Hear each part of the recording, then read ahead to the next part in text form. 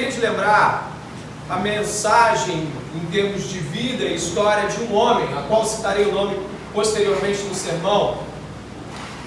No século XVII, houve um homem na Inglaterra que conta uma história muito difícil de não ser a história de cada um e pelo menos alguma das suas cenas. Esse homem, quando ele tinha apenas 9 anos de idade, ele tinha sonhos terríveis sobre o inferno. Ele acordava e sentia-se como envolto em chamas ardentes do inferno. Isso apenas aos 9 anos de idade. Seus pesadelos eram de sobremodo terríveis e noite após noite não mudavam. O modo como ele acordava era desesperador. Em suor e lágrimas, ele sentia como se de fato tivesse vivido o inferno naquela noite. Porém, ao acordar, sua atitude não mudava. Ele mostrava-se companheiro da impiedade e dos ímpios, e ele vivia impiamente, ainda com 9 anos de idade, em sua plena consciência de homem mundano. Seus amigos, seus colegas de infância e de adolescência diziam que se o inferno por um motivo não recebesse esse homem, se não recebesse o diabo, esse homem certamente seria um dos quais não deixaria o inferno vazio. Era assim que seus companheiros de impiedade o viam, como um ímpio que dificilmente escaparia das chamas eternas do inferno.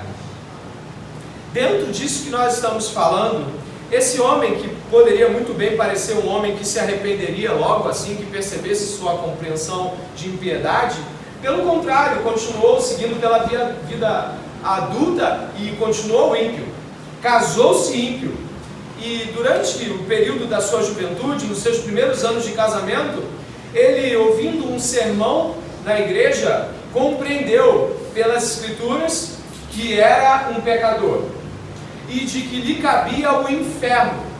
Ele fez então algo que poderia ser minimamente considerável. Ele deixou de praticar pecados muito evidentemente claros e viveu uma vida aparentemente piedosa. Ele seguiu por anos em essa vida aparentemente piedosa, onde muitos davam testemunho, e ele fala isso na sua autobiografia, que davam testemunho: eis um homem regenerado, eis um homem salvo. Seguiu-se, após esse tempo, um período onde até mesmo ele foi chamado para pregar, e nessa condição de pecado e de desespero quanto ao juízo eterno, ele pregou por alguns anos. Pasmem, à vista de Deus, um pecador levava a palavra, pessoas criam na palavra, mas a sua consciência era de sobremodo ferida com a presença do juízo iminente de Deus. Que uma das cenas, a qual vou relatar agora, pode traduzir para você como é um homem, uma mulher, uma criança, um senhor, uma senhora, debaixo da certeza do juízo vindouro. Ele narra em sua autobiografia uma cena terrível. Ele diz assim: por ocasião, aproximando-se de uma igreja, ou de um prédio de igreja, ele desejou ouvir o sino tocar e ver isso olhando para o alto e o seu badalar. Ao estar debaixo da torre principal do campanário, ele olhou e, de um lance para outro, percebeu que deveria sair dali, porque o sino certamente o balançaria, cairia e o esmagaria. Então esse homem deu um passo para trás e ficou entre a viga e a outra viga de suporte da torre. Ainda esperando que o sino dobrasse, batesse, esse homem começou a olhar para a viga e, num senso profundo de que iria morrer, se afasta da viga e vai até o batente, como se fosse a porta para a saída do campanário, que é como se chama a torre principal, e ele ficou lá, olhando para aquelas possibilidades de estar a salvo.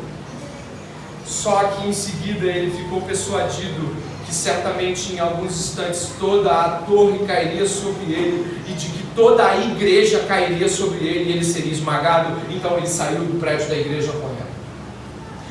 A morte, a certeza do juízo de Deus não era sobre necessariamente a morte, porque ele tinha consciência de que todos os homens morriam, mas a consciência dele estava diferentemente afetada pelo fato de que a morte levaria ele ao juízo terrível diante de Deus. Poucos dias antes de sua conversão, ele narra uma cena onde senhoras falavam sobre a verdadeira e a genuína conversão, o novo nascimento, o regenerado espírito. Então, se aproximando e ouvindo essas senhoras, ele ouve e elas sussurrando sobre como o pastor havia pregado sobre a graça e a misericórdia de Deus. E ele começa a ouvir crentes convertidos falando, e ele suspira. E ele diz àquelas senhoras: para mim, tudo isso que estou ouvindo apontado para mim soa como se fosse uma parede recebendo mais uma pintura, mas ela novamente vai descascar. Ele não conhecia, como ele mesmo diz, ele não conhecia a graça, a misericórdia, a fé e a esperança de Jesus Cristo. Aquilo não lhe era evidente. Aquele homem estava sob o juízo. Entende como um homem diante do juízo de Deus se comporta? Ele não teme a morte pela dor que causa. Ele não teme a morte pela dúvida do que vai acontecer. Um homem ciente do juízo de Deus teme a morte porque Deus vai estar depois dela. Deus estará lá em juízo e chamas e fogo ardente, segundo as Escrituras. E este homem nos deixa muito claro. Nós que estamos aí em Apocalipse capítulo 8, e por que estamos citando essa história tão profunda? Este homem, do qual vamos ainda terminar a história em seguida, este homem fala de algo que para nós tem talvez uma dimensão diferente de como foi para ele antes de sua conversão. Para muitos de nós, esse homem está falando sobre a justiça de Deus sobre a humanidade. Esse homem está afirmando categoricamente sobre um Deus que precisa ser justo. A humanidade clama por justiça. Até o pecador mais evidentemente pecador aos seus olhos, quando é injustiçado, pede por justiça.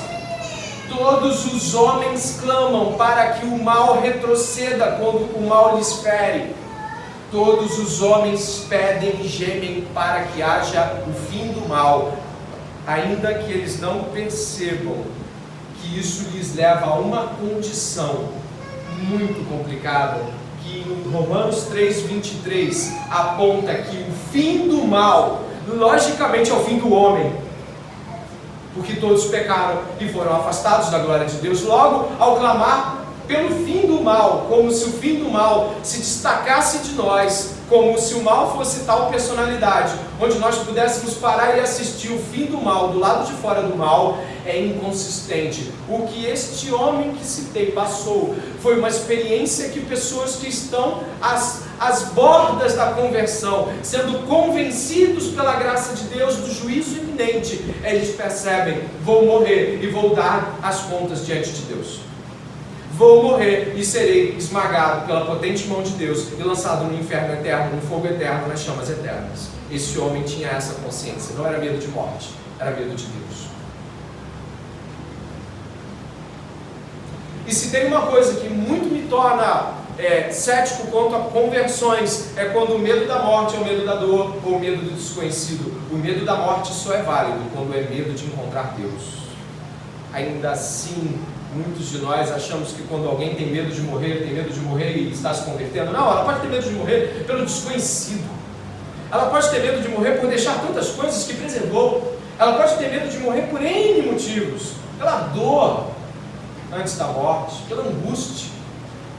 Mas o único medo certo de morrer é aquele medo que o pecador sente, porque ele sabe que vai se encontrar com um juízo que lhe é próprio e digno de ser passado. Para o desespero desse homem, o desespero é que ele estava tendo, pela graça de Deus, preste atenção, uma compreensão genuína de pecado. E a compreensão exata do pecado é um pecado contra Deus. É um pecado contra Ele. E então o medo passa a ser dele.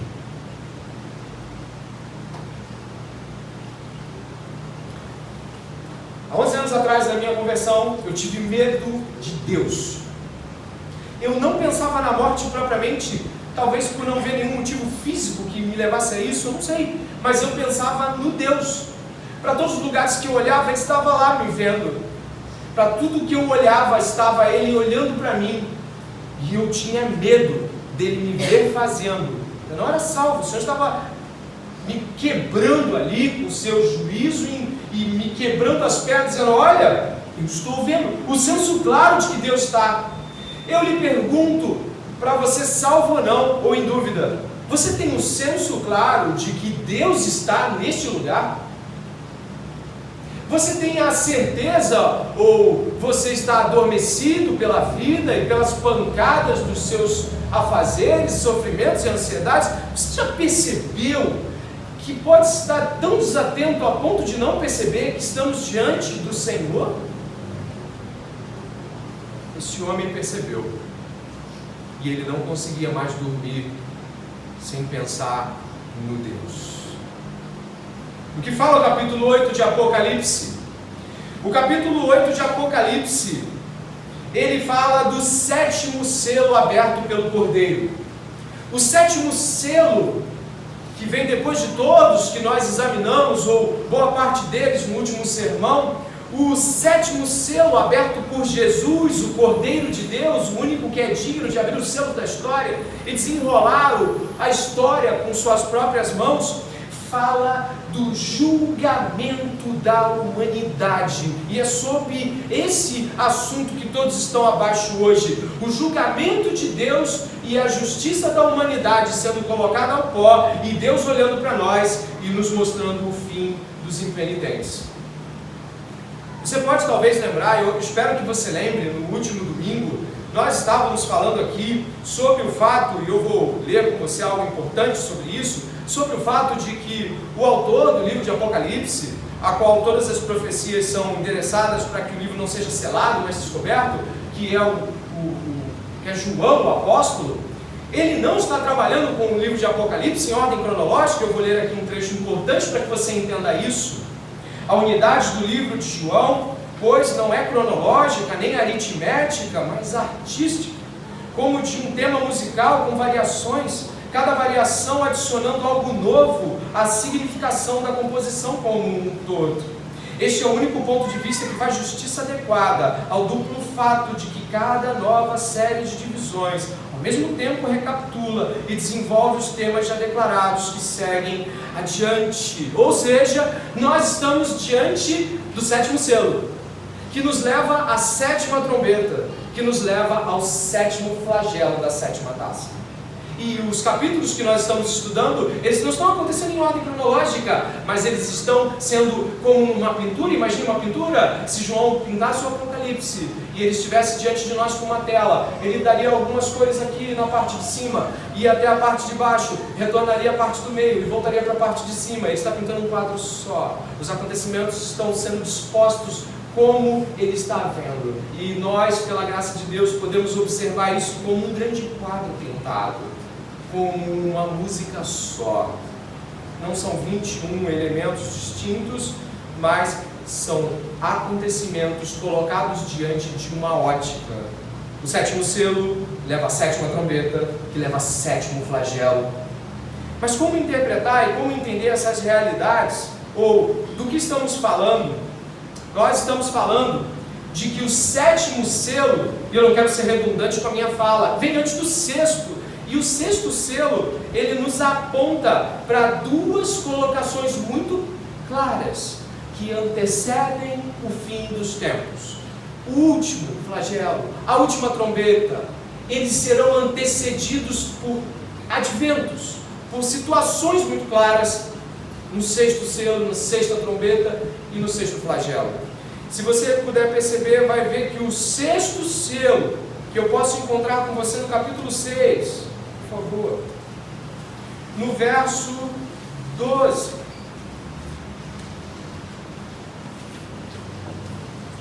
Fique atento à palavra de Deus, completamente submerso.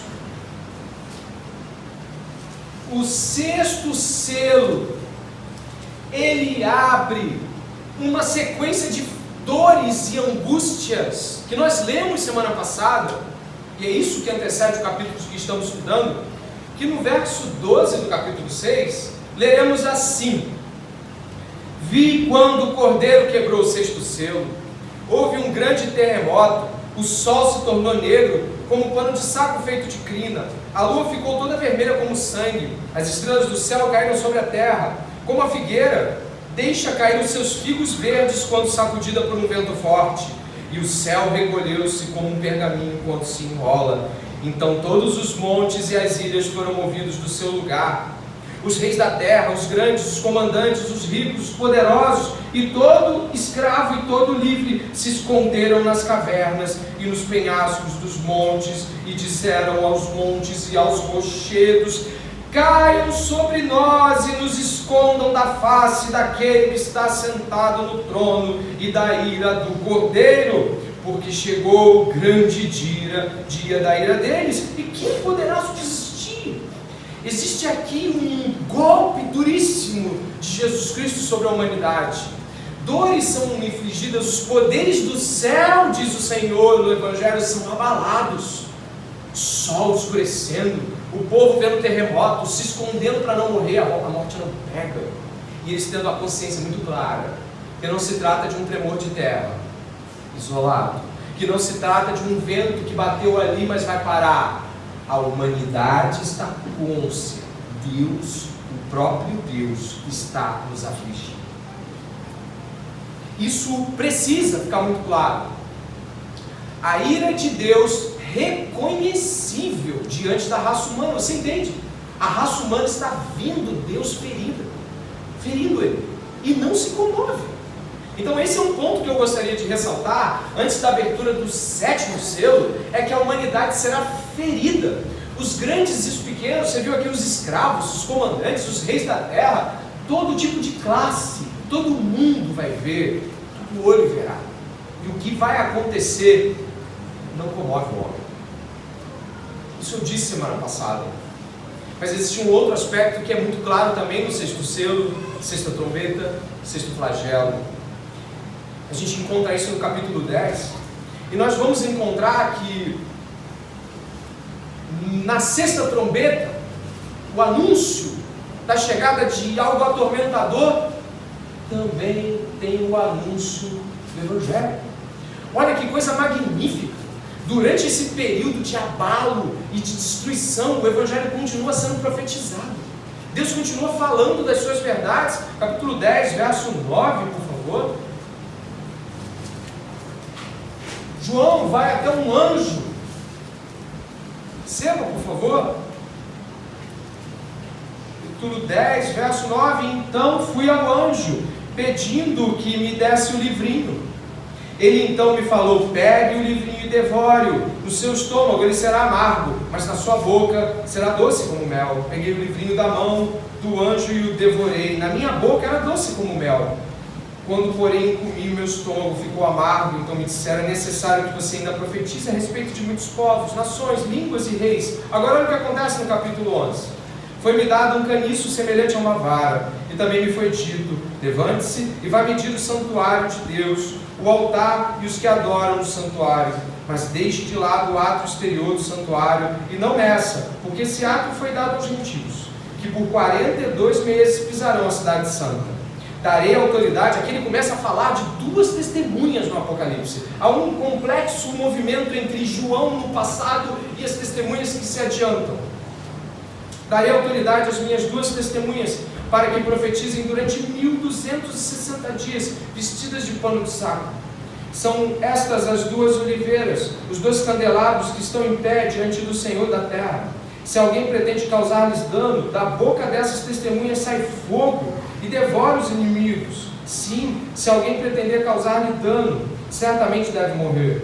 Elas têm autoridade para fechar o céu, para que não chova durante os dias em que profetizarem. Tem autoridade também sobre as águas, para transformá-las em sangue, bem como ferir a terra com todo tipo de flagelos, tantas vezes quanto quiserem. As duas testemunhas, a qual o máximo que nós podemos perceber aqui é que elas têm representações que simbolizam Elias, que pode fechar os céus e não chover. e Moisés que tocou na água e a água virou sangue. As duas testemunhas apontam para figuras emblemáticas minimamente simbolizadas aqui, Elias e Moisés, ainda que não seja possível inferir no texto de que sejam Moisés e Elias que venham pessoalmente. Isso seria além do que nós podemos falar. Mas o que acontece com as testemunhas é muito significativo. Essas testemunhas estão ali mais ou menos onde você lê no capítulo 6, verso 10, onde os homens e mulheres de Deus martirizados estão dizendo: até quando? Até quando não vingará a morte? Até quando? E a resposta de Deus é: até que morra o último. E olha o que acontece no verso 7. Quando tiverem então concluído o testemunho que devem dar, a besta que surge do abismo fará guerra contra elas. A besta vencerá e matará as testemunhas, e os seus cadáveres ficarão tirados na praça da grande cidade, que espiritualmente se chama Sodoma, Egito, onde também o seu Senhor foi crucificado. Então muitos dentre os povos, tribos, línguas e nações contemplarão os cadáveres das duas testemunhas por 3 dias e meio, e não permitirão que esses cadáveres sejam sepultados. O contemplar aqui no original grego é admiração. Olha, vencemos, olha aí, matamos as testemunhas de Deus, acabou para eles, acabou, não tem mais os profetas. Onde é que estavam aqueles que diziam que a chuva não ia cair, o fogo que saiu da boca de um, que tem autoridade? Acabou a autoridade. Mas aí o que acontece? No verso 10, verso 9: então muitos dentre os povos, tribos, línguas e nações contemplarão os cadáveres das duas testemunhas por 3 dias e meio, e não permitirão que esses cadáveres sejam sepultados. Os que habitam sobre a terra se alegrarão por causa da morte dessas duas testemunhas, realizarão festas e enviarão presentes uns aos outros. Você consegue ver a gravidade de como é o ódio contra os que professam a palavra de Deus? Será que isso não te faz perceber a posição antagônica de quem prega a palavra e de quem é oposto à palavra? Isso é uma guerra, literalmente. Eu vou para o verso 11. Mas depois dos 3 dias e meio entrou neles um espírito de vida vindo da parte de Deus, e eles se ergueram sobre os pés, e aqueles que os viram ficaram com muito medo. E as duas testemunhas ouviram uma voz forte vinda do céu, dizendo-lhes: subam para cá. Subiram ao céu numa nuvem, e os seus inimigos as contemplaram. Naquela hora houve grande terremoto, e ruiu a 10ª parte da cidade. Nesse terremoto morreram 7.000 pessoas. As outras pessoas ficaram aterrorizadas e deram glória a Deus do céu. Passou o 2º ai, eis que sem demora vem o 3º ai. Que coisa profunda o que está acontecendo aqui. Nós estamos diante de um mundo que odeia as testemunhas de Deus. Jesus disse: quem não é por nós, é contra. Não existe posição neutra aqui. Algumas pessoas que se acham fracas na fé e que vivem uma vida trôpega podem muito bem estar se iludindo. Ou você é com ele, ou você é contra ele. Não existe vida continuamente trôpega até o fim da vida. Ou você está com o Senhor, lutando as batalhas do Senhor, profetizando em nome do Senhor, ou você está fora. Essa posição dúbia, onde muitas vezes nós parecemos não saber se apontamos para uma salvação ou não, se aquela pessoa que está se aproximando, ela parece ser crente ou não, se esse visitante que está chegando parece... Isso não vai ficar escuro por muito tempo. Em algum momento você vai odiar a palavra de Deus, ou se submeter a ela. Não existe posição neutra. E até mesmo a tua passividade contra a palavra de Deus, que deve ser acolhida com fervor, que deve ser acolhida com louvor, que deve ser acolhida com obediência, isso é uma posição de assentimento à palavra. Logo, quando a palavra é pregada, como está sendo pregada essa noite, e o povo de Deus não jubila, e eu não estou falando sobre êxtases coletivos, gente pulando por aí, eu estou dizendo o seguinte: quando no seu coração não arde, quando na sua vida a submissão a Deus não se torna um eixo central, quando você que está ouvindo essa palavra aqui essa noite não se comporta como quem diz: tem misericórdia de mim, existe algo de errado com você. E eu prefiro dizer que existe algo de errado com você do que nunca ter dito isso e você ir para o céu. E Ezequiel capítulo 3 vai dizer isso: olha, se eu disser para você falar que o caminho do ímpio é mau, fala, porque se você não falar, você vai dar conta disso. Então essa noite, eu prefiro duvidar da sua salvação em sua posição trôpega, caída, faltando fervor e com medo de se submeter a Deus continuamente, do que afirmar sua salvação diante de algo que só pode ser acolhido com amém, glórias a Deus, estou aqui, envia-me a mim, estou francamente arrependido, Senhor, tem misericórdia de mim. Portanto, vamos abandonar nossas posições dúbias. Vamos abandonar nossas posições onde parece que tudo na vida é mais importante do que o Evangelho. Arrependa-se essa noite, se isso é um pecado a ser cometido, se isso é uma atitude que você tem cultivado de pecado, se arrependa essa noite, se arrependa, porque chegarão dias onde tua fé será cobrada de frente.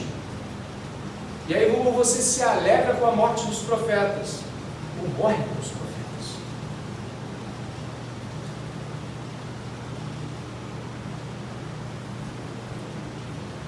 O Evangelho nunca permite uma posição passiva. Ou é amor ou é ódio. Deus envia o sofrimento antecedendo o juízo final. Deus envia a sua palavra antecedendo o juízo final. Isso é magnífico, porque ao observar o capítulo 11, nós vemos que Deus recolhe seus últimos santos. E aí há júbilo. Jesus está voltando.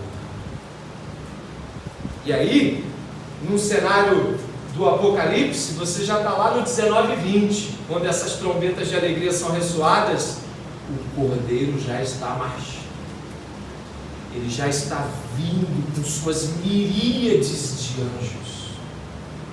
As pessoas já estão clamando, e você, se estiver com o Senhor e ver aquela cena magnífica, você vai estar cantando: Hosana, Hosana, Hosana, Ele está vindo. Ele disse que viria, Ele está vindo. E não haverá medo nos seus olhos, mas um olhar diante do Rei, de Ele veio. Ele disse que acabaria com todas as angústias da humanidade. Ele me levaria para o santo lugar, Ele me levaria para a sua presença eterna.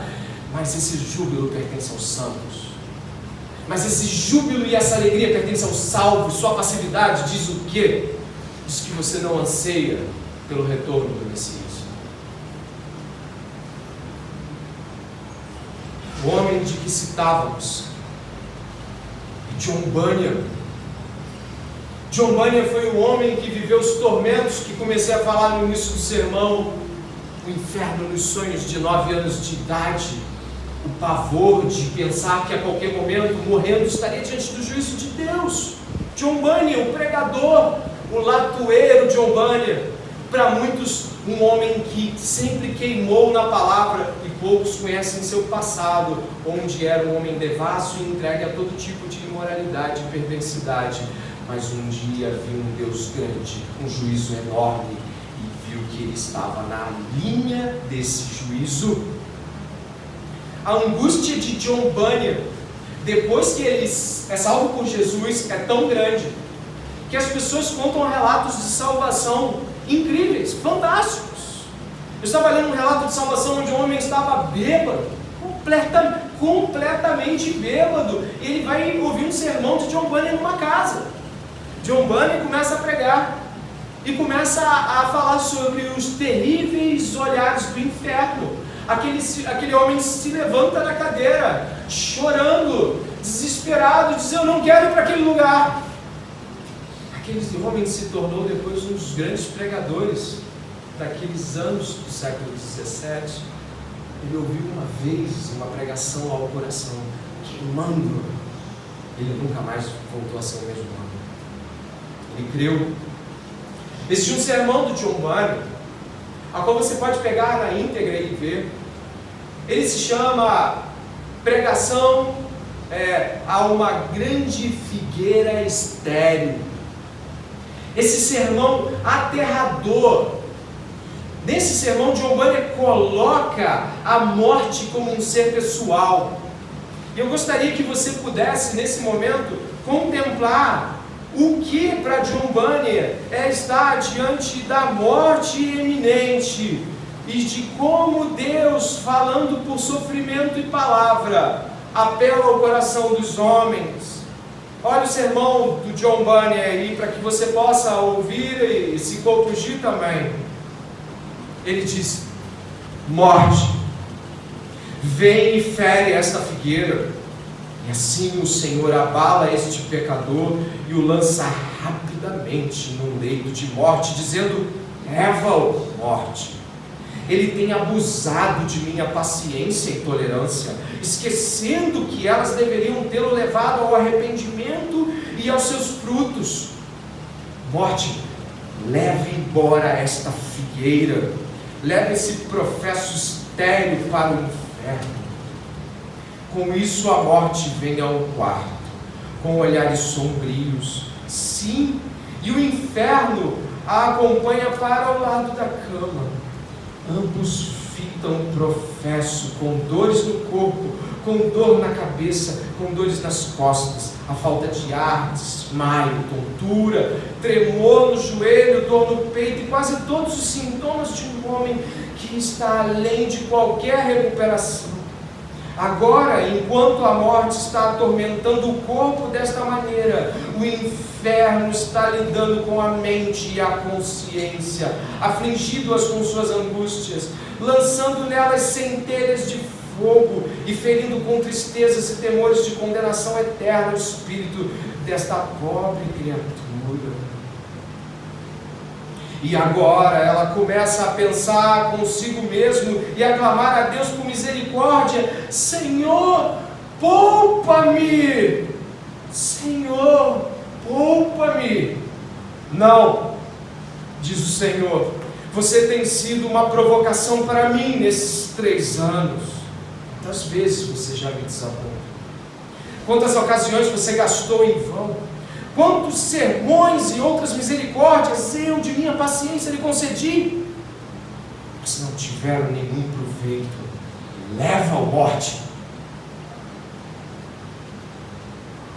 Isso será o que pessoas que estão sentadas aqui não se converteram e se iludem com suas conversinhas fiadas verão diante do Senhor.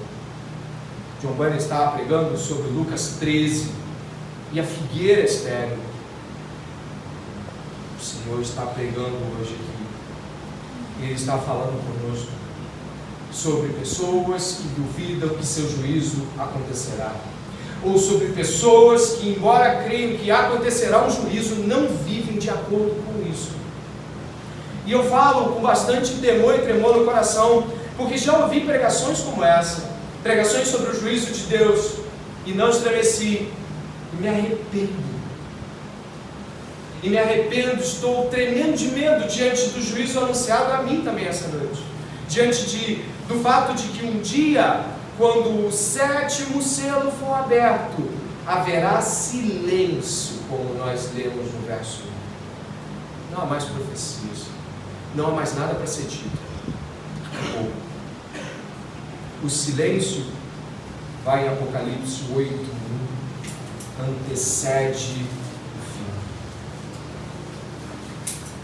Quando o Cordeiro quebrou o 7º selo, houve silêncio no céu durante quase meia hora. Então vi os 7 anjos que estão de pé diante de Deus e lhes foram dadas 7 trombetas. Repare o que vai acontecer agora. Eu peço que você perceba que há uma resposta para os santos que clamaram em Apocalipse 6:10, que clamaram para que Deus acabasse com a dor dos santos. Há uma resposta às orações. Exatamente aí no verso 3, veio outro anjo e ficou em pé junto ao altar, com um incensário de ouro, e ele foi dado muito incenso, para oferecê-lo com orações de todos os santos sobre o altar de ouro que está diante do trono. E da mão do anjo subiu à presença de Deus a fumaça do incenso com as orações dos santos. Repare o que vai acontecer agora. Então o anjo pegou o incensário, que lembre-se de passagem, estava com as orações, os pedidos, os clamores por justiça, os clamores por juízo, encheu do fogo do altar e atirou na terra. Eu sou com toda a força sobre a humanidade. Nesse momento, a abertura do 7º selo desencadeia o capítulo 19, verso 11 e 16. 11 ao 16. O capítulo 19, do verso 11 ao 16, traz a execução final de Jesus Cristo, o Cordeiro. Vi o céu aberto, e eis um cavalo branco. Seu cavaleiro se chama Fiel e Verdadeiro, e julga o combate com justiça. Seus olhos são como chamas de fogo, na cabeça dele há muitos diademas. Tem um nome escrito que ninguém conhece, a não ser ele mesmo. Está vestido com um manto encharcado de sangue, e o seu nome é Verbo de Deus. Os exércitos do céu o seguiam, montados em cavalos brancos e vestidos de linho finíssimo, branco e puro. Da sua boca sai uma espada afiada, para com ela ferir as nações. Ele mesmo as regerá com cetro de ferro, e ele mesmo é que pisa, olha a força e a violência desse texto, pisa o lagar do vinho, do furor, da ira do Deus Todo-Poderoso. Aqueles que já viram vinhos sendo colocados para as uvas serem pisadas, as pessoas esmagam as uvas, o suco cai e o vinho é feito. Isso era um processo antigo que ainda era feito há pouco tempo, é feito artesanalmente em alguns lugares, onde a uva é esmagada com toda a força dos pés. A terra se transformará em um lugar onde Deus Pai, que tem o estrado da terra em seus pés, o Deus Pai esmagará com o poder de seu Filho a humanidade impenitente. E isso vai acontecer com todos aqueles que não se renderem ao senhorio de Jesus. Você não terá chance. Você não terá chance. Se você hoje não consegue se comover, ou pela necessidade da pregação a todas as nações diante disso, se comova então pelo fato de que você está indo para esse juízo, de que você está indo para ser esmagado pelo furor de Deus contra a injustiça e a impiedade. Não é possível que esse sermão não te alcance, não é possível que hoje você não se comova diante da necessidade de pessoas precisando ouvir o Evangelho, diante de tantos sonhos e planos que você tem. Lembre-se que há pessoas nesse mundo que estarão passando por esse tipo de juízo. Como virão se não há quem pregue? Vá! Pessoas precisam ouvir que um Deus está irado contra um povo que lhe é rebelde continuamente. Eu não entendo como um cristão pode estar na igreja e não planejar na sua vida, de modo prático, direto e iminente, missões. Eu não consigo entender.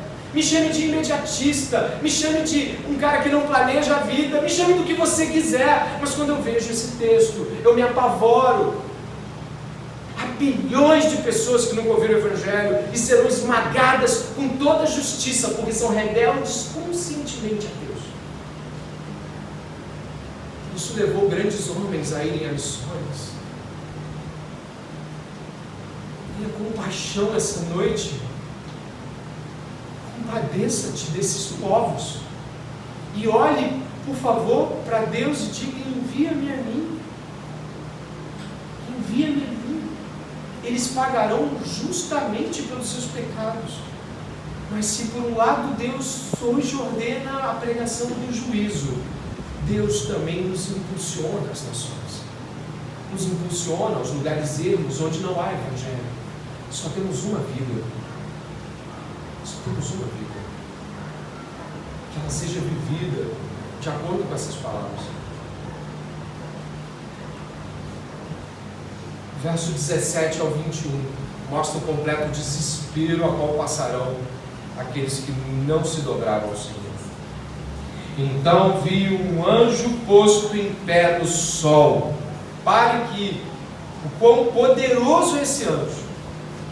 Ele gritou com voz forte, dizendo a todas as aves que voam pelo meio do céu: venham, reúnam-se para a ceia de Deus, para comer carne de reis, carne de comandantes, carne de poderosos, carne de cavalos e seus cavaleiros, carne de todos, quer livres, quer escravos, tanto pequenos como grandes.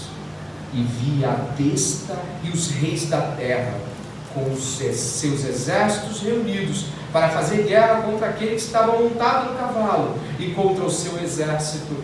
Perceba o estado de cegueira completa e absoluta. Após flagelos, trombetas, terremotos, anúncios, pregação, o povo está impenitente, a dureza do coração humano.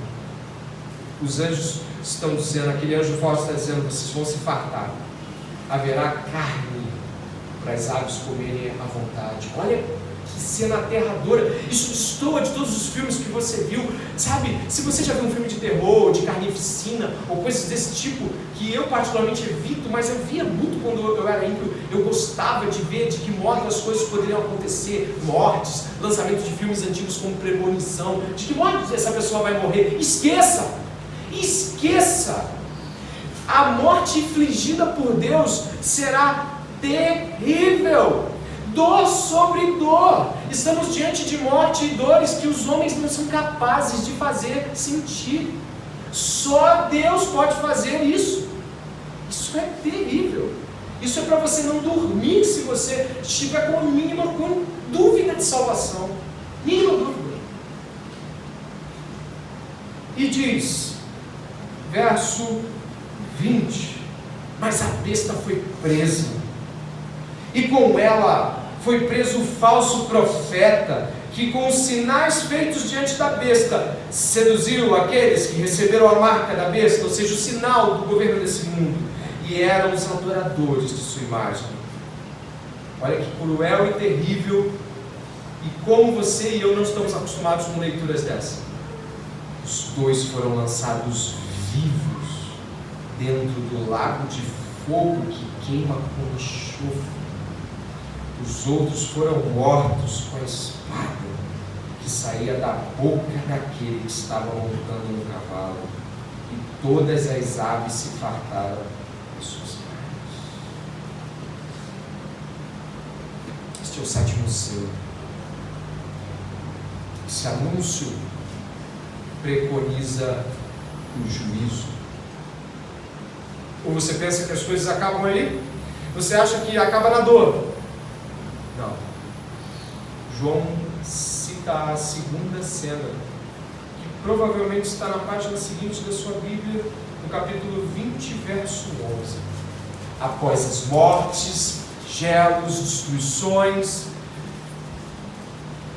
João vê um trono. Vi, no verso 11 ele diz, um grande trono branco, e aquele que está sentado nele.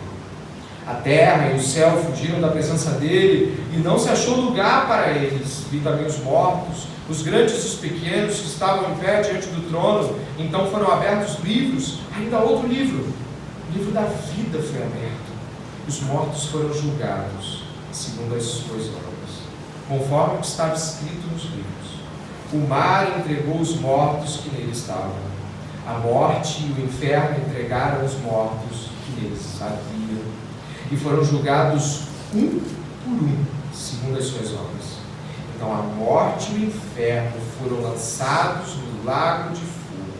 Esta é a segunda morte, o lago de fogo. E se alguém não foi achado escrito no livro da vida, esse foi lançado no lago de fogo. 2 Coríntios, capítulo 5, verso 10. Eu gostaria que você lesse comigo, por favor. Leia em voz alta. Porque todos nós temos de nos apresentar diante de Cristo para sermos julgados por Ele, e cada um vai receber o que merece, de acordo com o que fez de bom ou de mal na sua vida aqui na terra. Os livros são abertos. Não acaba na dor. Os livros são abertos. E também um livro. Da vida. E tudo que você e eu fizermos está lá. Mas está lá. Lembra daquilo de ontem? Lembra? Tu lembra de ontem? Você se lembra de ontem? Você não falou com ninguém. Se lembra? Está lá. Você lembra de como você olhou? Está lá. Você se lembra do que você ia falar, mas preferiu não falar por conveniência de imagem pessoal, está lá. O pecado que você se convenceu que não precisava mexer nisso. Não precisa mexer nisso, deixa isso para lá, está lá.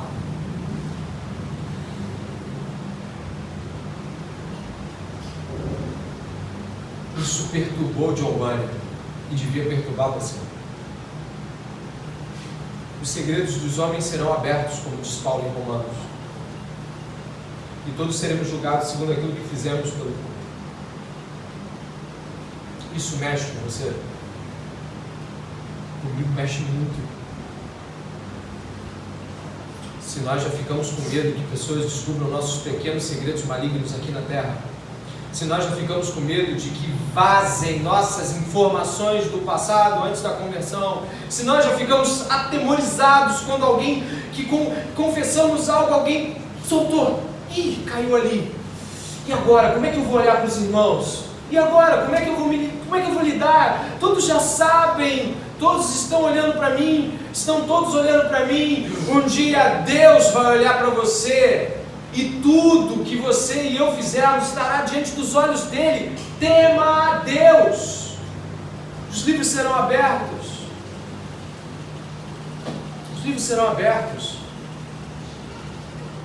Por isso que Jesus falou: não tema aquele que pode matar o corpo, mas depois não pode fazer. Tema aquele que depois de matar o corpo pode lançar a alma no inferno. O inferno, como diria Tim Conway em sua pregação célebre, o inferno não é um lugar para o qual você acha que vai. O inferno não é um lugar para onde você crê que possa ser lançado após ter conseguido algum desempenho espiritual. Mas o inferno é real. Eu gostaria que nessa noite você pudesse considerar estar diante de Deus e estar completamente sendo visto por Deus. Quando estava escrevendo em casa o sermão, teve um momento que foi crucial para mim. Foi quando eu estava escrevendo sobre o julgamento. E eu parei, eu fechei meus olhos e eu me vi marchando diante de milhares de pessoas, marchando e olhando. E não estava marchando porque eu queria, mas porque eu estava marchando com todos os homens que viveram antes e depois de mim, e marchava, e então um trono gigantesco ia se aproximando. E quando eu fechei os olhos hoje e terminei o sermão, eu me deparei com Deus e os livros, e eu clamei pela minha vida, e eu falei: por favor, se eu não estou em ti, me mostra. Eu clamei pela minha vida, eu pedi que eu estivesse nele, eu pedi que ele falasse, eu pedi que ele tivesse misericórdia de mim, e eu pude vê-lo com a imaginação que ele nos deu para tal coisa. O Senhor está aqui. Os livros serão abertos. Se prepare para estar diante dele. Você que não confessa seus pecados, você que acredita mesmo que está certo, prepare-se para o juízo do Senhor. Prepare-se. Prepare-se. Existe graça do Senhor hoje aqui, nos mostrando todas essas coisas antes que elas aconteçam. Existe graça. Nós estamos no período do silêncio. A profecia essa noite. Olhe para você e veja bem se você realmente merece ir para o céu. E se você achar que merece, angustie-se, porque você está marchando para o inferno. Se você está tão tranquilo assim, alguma coisa está errada.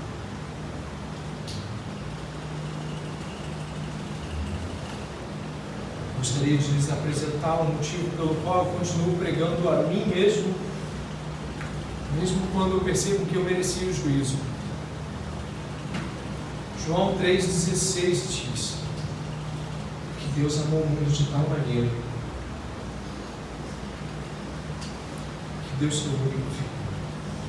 O Cordeiro foi morto desde antes da fundação do mundo, e quando o Cordeiro foi morto, e quando Deus sabia que viria até nós com misericórdia, Ele também sabia que viria até nós com juízo iminente. E Ele enviou Jesus. E depois que eu me vi prisioneiro do próprio juízo de Deus, hoje de tarde, eu clamei por Jesus. Eu pedi a Ele que me perdoasse os meus pecados. Eu pedi a Jesus que pudesse ser misericordioso comigo e que me permitisse pregar a você essa noite e a mim, para que não vamos para aquele lugar terrível, para que não venhamos a ser destruídos por uma ira justa de um Deus santo.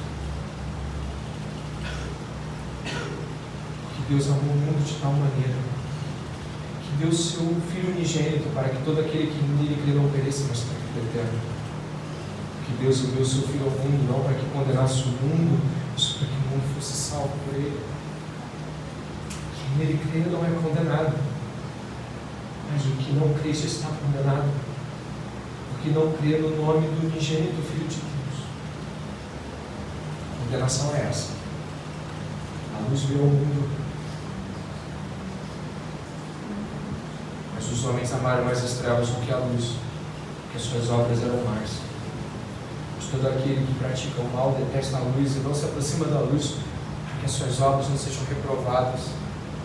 Quem pratica a verdade se aproxima da luz, para que as suas obras sejam manifestas, que são feitas em Deus. Arrependa-se enquanto o Evangelho está sendo pregado. Que o Senhor tenha misericórdia de mim e que os trovões e relâmpagos que preconizam o fim desse tempo possam lhe trazer a certeza de que o Senhor está falando conosco essa noite. Que o Senhor tenha misericórdia de você, dos seus sonhos, da sua ausência de clamor missionário, da sua falta de tempo.